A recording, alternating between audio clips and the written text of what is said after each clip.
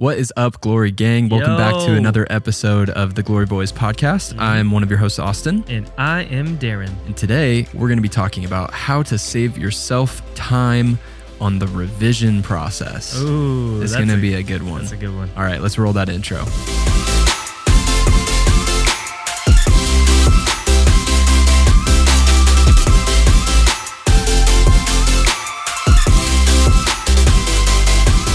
right, Austin.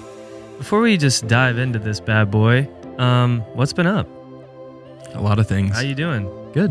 You just building cages for your baby?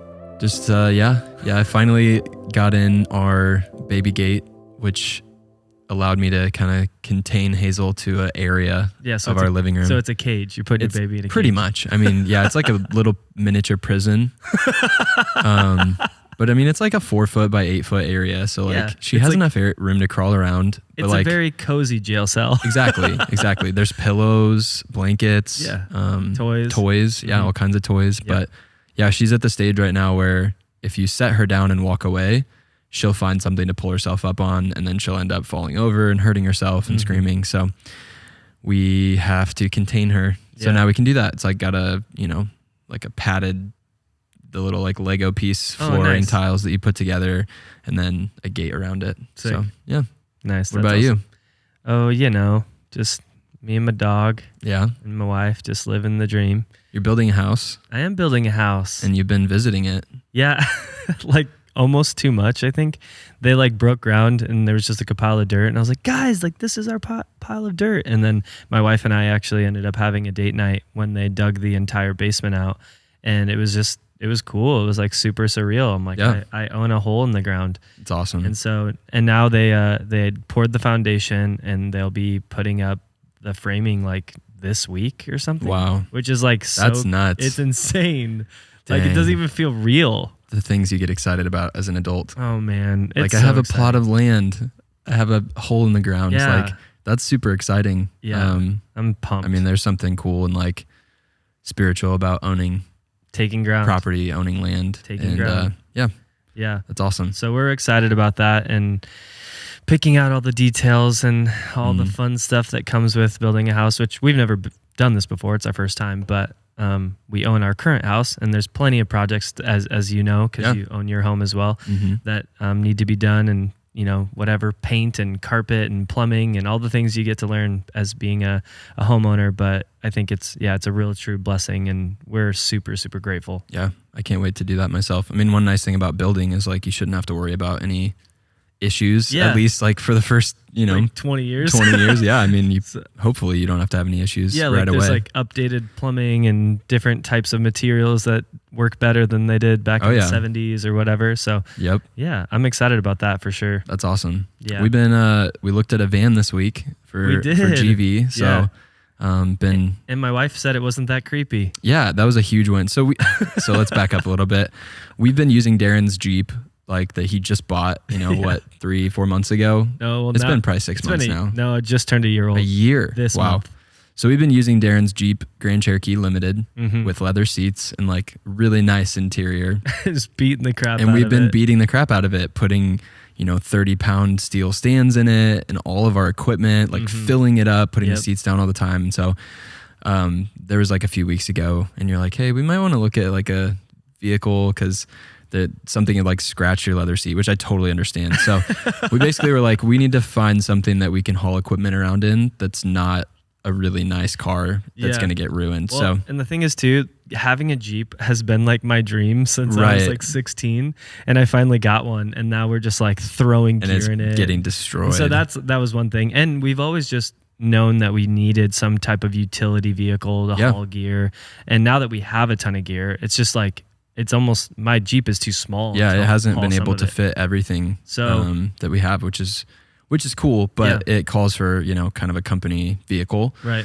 So we looked at, Sprinter vans and there's some cool ones, but they're like $80,000. They're so expensive. The Mercedes Sprinter van that's like super tall. Yeah. Is that for like the Amazon trucks and stuff? Yeah, they're amazing. They're so but cool. They're so expensive. Yeah. And we are debt free as a company. Yeah, we're not the type of company to really go out and, drop $50,000 on a new van or something like that. But like, we're not going to finance a vehicle that is going to be used to destroy with hauling around equipment. Nope. So we test drove this, 2010 Ford Econoline E350. That's right. And it's pretty sick. It's got like big, meaty, like off-road tires. Some sick hubcaps. And sick hubcaps.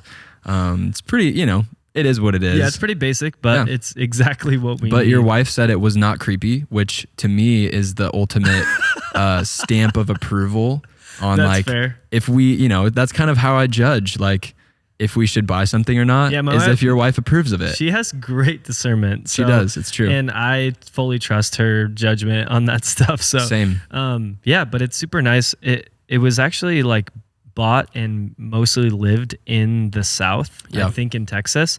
And so it doesn't have any rust on it. Yep. It has a couple little dings, but I mean, after, being 10, 12 years old, that's going to happen. But yeah, the inside is a little banged up, but it's been used for hauling stuff. Yep. Exactly. I think it was a glass company or something. So there's like big, super heavy steel stands and stuff in the back. And so, but it's functional. It drives great. We did a Carfax like history report and everything seemed fine. Yeah.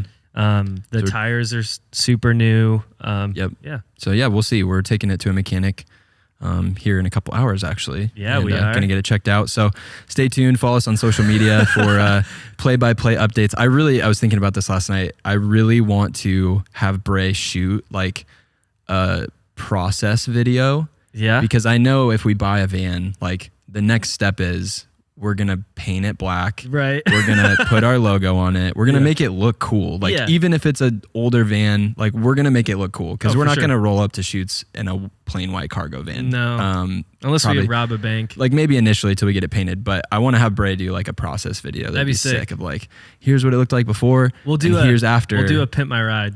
Yeah, dude, I'm so down.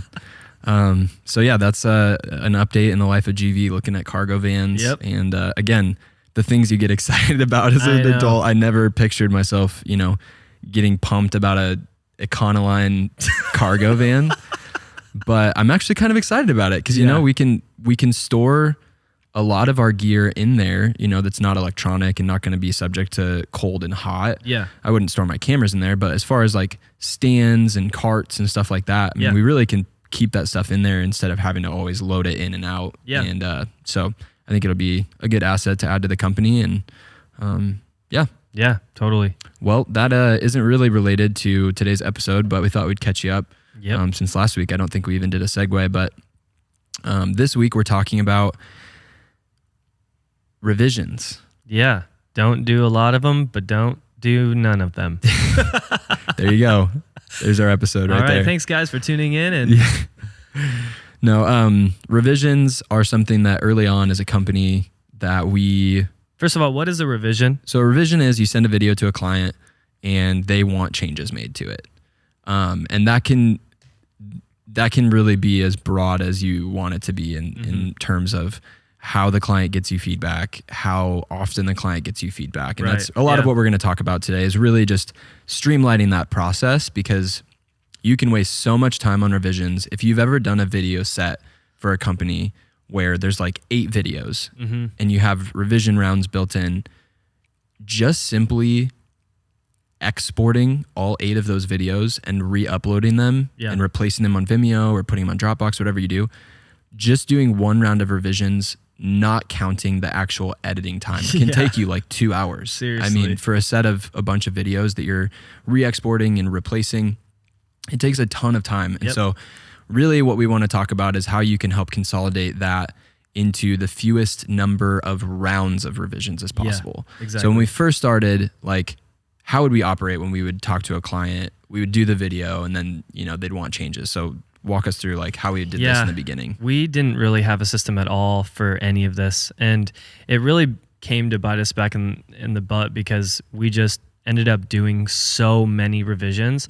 Oftentimes we'd do a couple or give them a couple versions of the video and then do another version, even with like a different song, other clips. And we're just like adding tons of value with the stuff that we shot, which is great. something that Glory Visuals, our company, always does is we always add more value to the customer. We love people, we love serving people, and we're in the business of people. And so we absolutely want to give the best quality product for what they're spending and then some.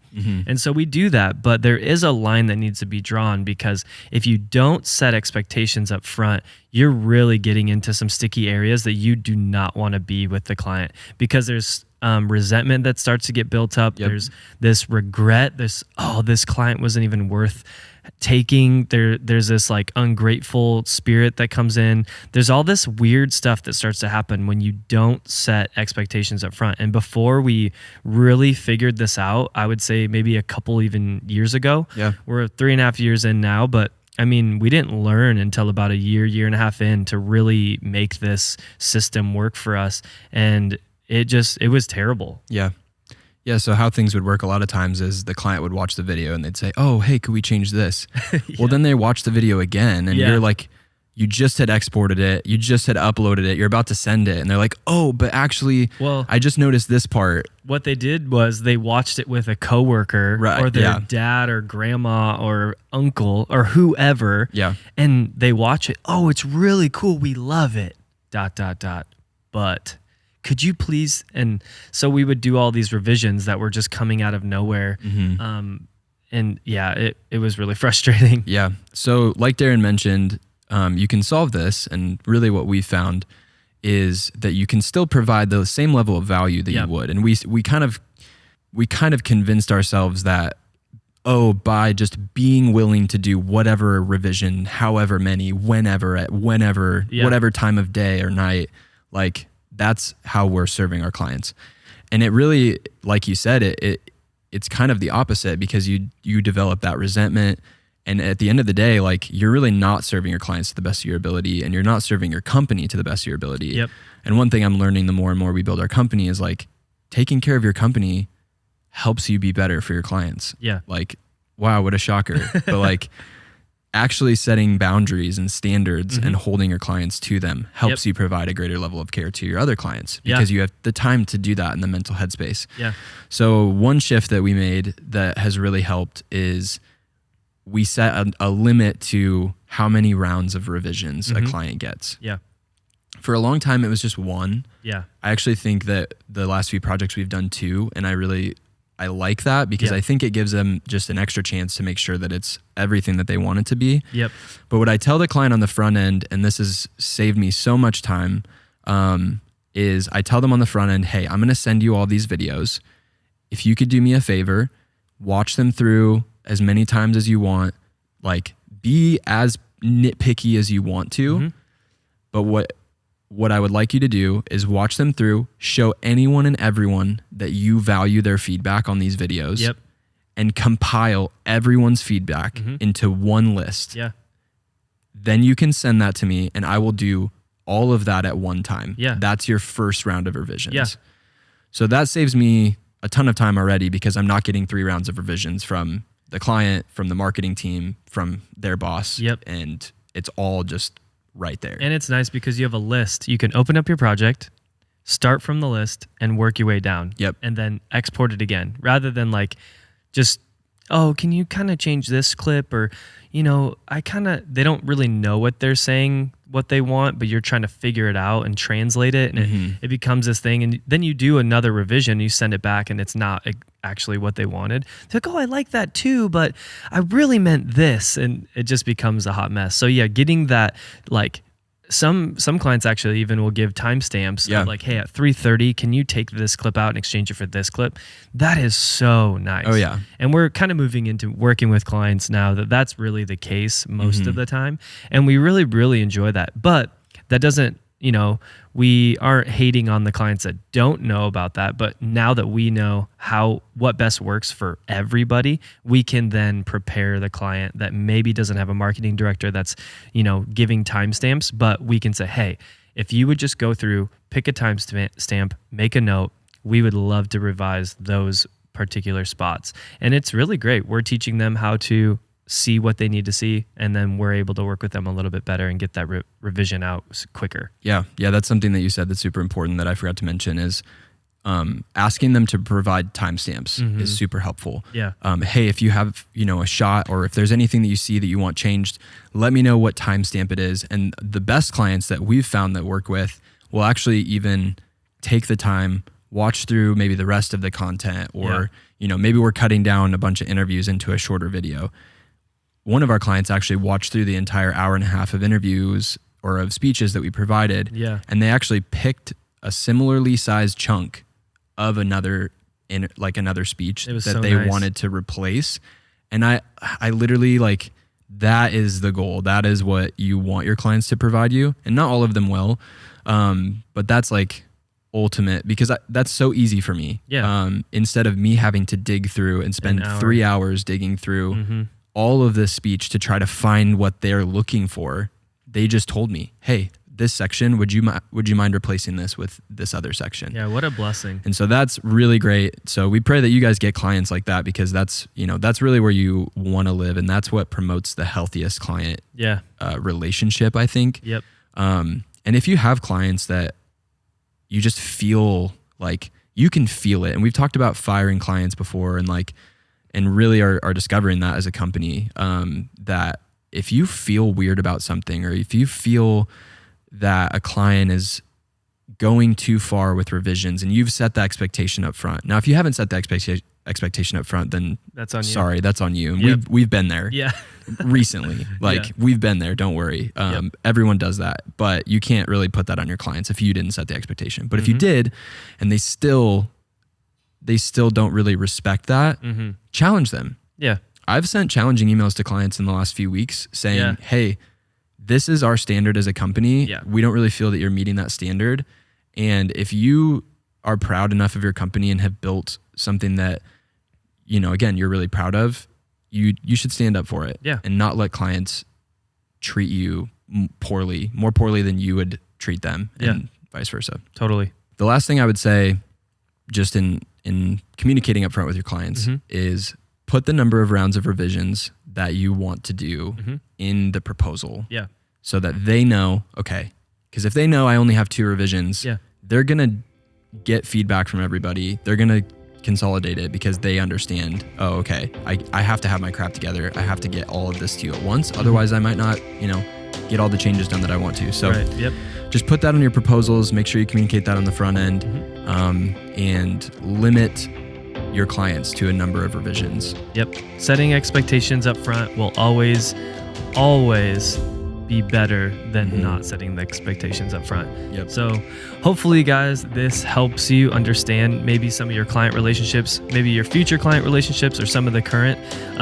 Educate your clients so that you can best serve them. So good. So good. Well, thank you guys so much for listening or watching. If you're on YouTube, make sure you hit the subscribe button. We drop podcasts every Wednesday, dropping content, unboxings, product reviews, all kinds of different stuff on Fridays. Yep. If you are on Apple Podcasts, which the majority of you are, make sure you leave a rating. Tell us what you think of the podcast and the value that we're trying to provide here on the Glory Boys podcast. Yeah. It means a ton to us anytime somebody writes a review and lets us know how we're doing. And that's all we have for you this week. Again, my name's Austin. And I'm Darren. And this was the Glory Boys podcast. Peace out. We love you guys. See ya.